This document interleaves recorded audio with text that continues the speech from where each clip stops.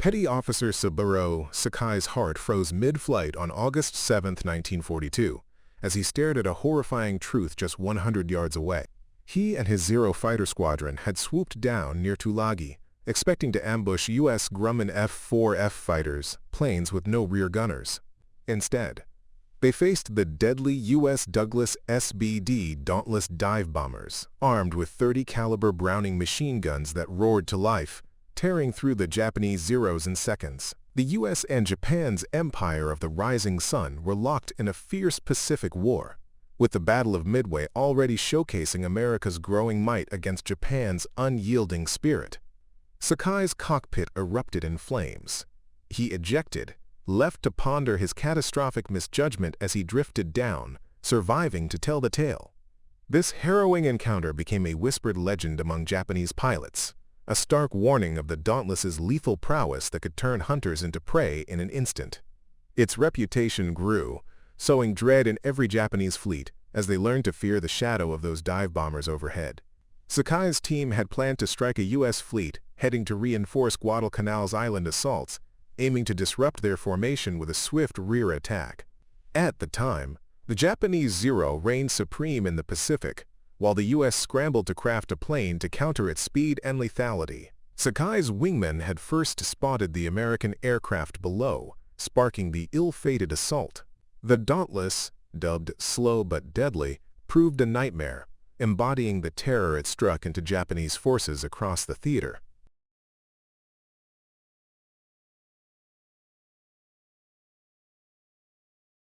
Dive bombing became a terror for Japanese fleets hiding in the vast tropical waters of the Pacific, where it proved devastatingly effective against their heavily fortified naval forces during World War II campaigns. The U.S. had honed this tactic to a fine art, though its roots traced back to 1919, when the U.S. Marine Corps realized a diving aircraft could strike targets with unmatched accuracy. By the 1930s, both the Navy and Marines adopted this method for various combat roles, despite skepticism from many pilots who favored traditional bombing, massive fleets of large planes escorted by fighters, dropping huge payloads in hopes of hitting targets. This conventional approach dominated until the Pacific theater's early WW2 years showed dive bombers were key to instilling fear in Japanese naval ranks. In 1934, the Navy's Bureau of Aeronautics pushed American aviation companies to design a carrier-based bomber tailored for dive bombing, leading to a competition with submissions from firms like Brewster, Curtiss, Grumman, and Northrop. A demonstration of the Curtiss F-11 C-2 Goshawk biplane reportedly inspired German Air Minister Ernst Udet, a former stunt pilot, to develop the infamous Ju-87 Stuka. Meanwhile, Germany had tested dive bombing during the Spanish Civil War with the Condor Legion, and through long-standing military collaboration with the USSR after WW1. The Soviets also used dive bombing to some extent, but the US truly mastered it in the Pacific.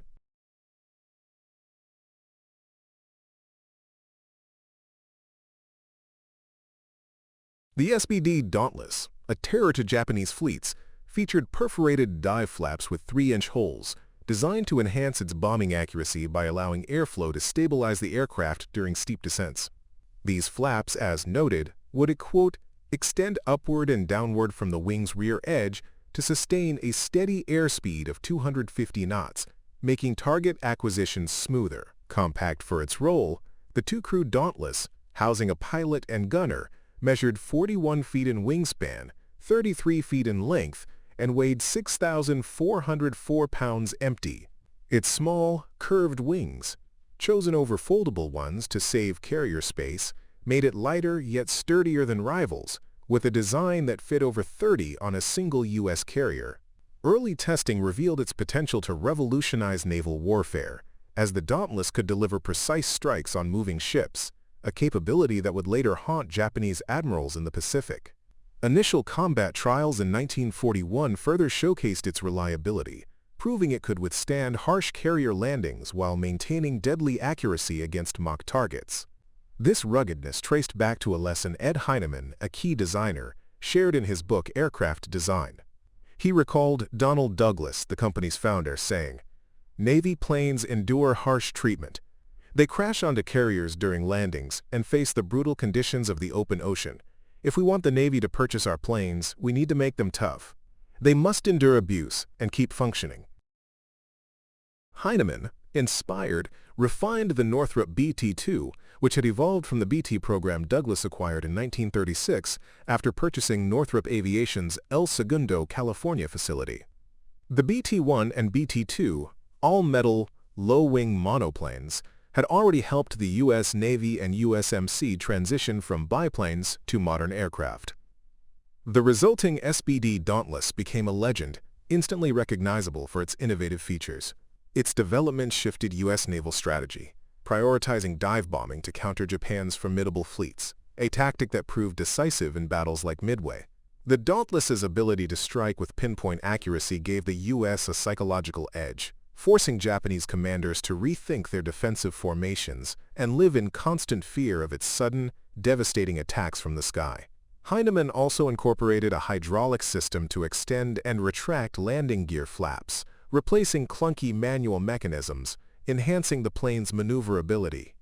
The SBD-1 was powered by a 1,000-horsepower Wright R182O32 radial engine, while the later SBD-6 boasted a 1,350-horsepower engine, with updates focused on increasing fuel capacity for extended range. This competition-born scout bomber, developed after the Navy's call for carrier-based dive bombers, solidified its place as a formidable weapon in the Pacific theater, feared for its relentless precision.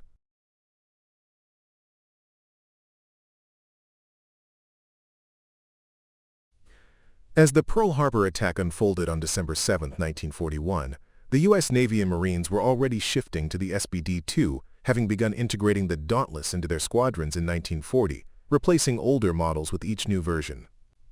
The Dauntless, nicknamed Slow but Deadly, earned its fearsome reputation through a robust design that U.S. crews adored for its ability to endure harsh combat, a principle rooted in the wisdom of Douglas's founder, who urged designer Ed Heinemann to build tough aircraft.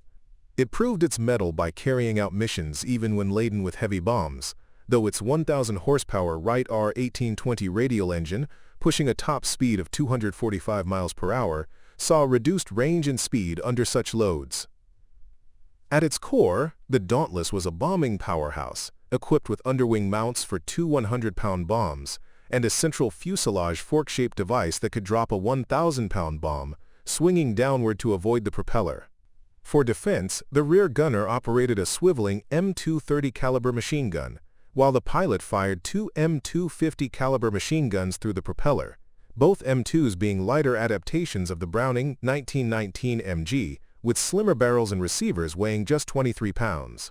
A 3x sighting scope on the control panel sharpened the pilot's aim for both bombing and gunfire, making the Dauntless a lethal threat that struck fear into Japanese fleets with its precision and resilience in the Pacific.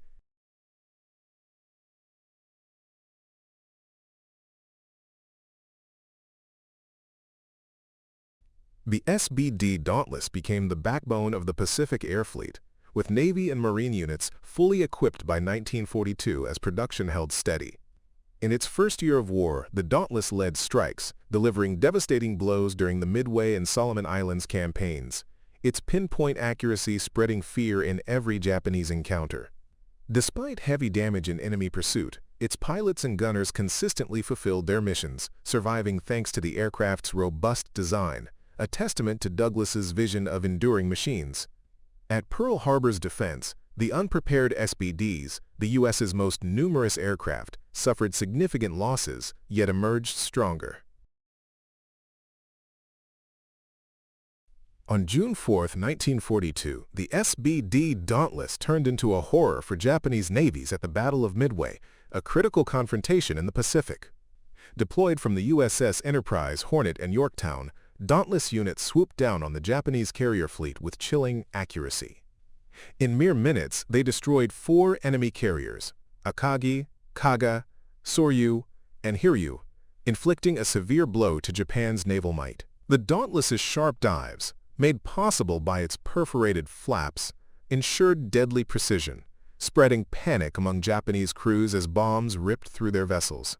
Pilots like Richard Best, who struck 2 carriers in a day, showcased the SBD's fearsome power.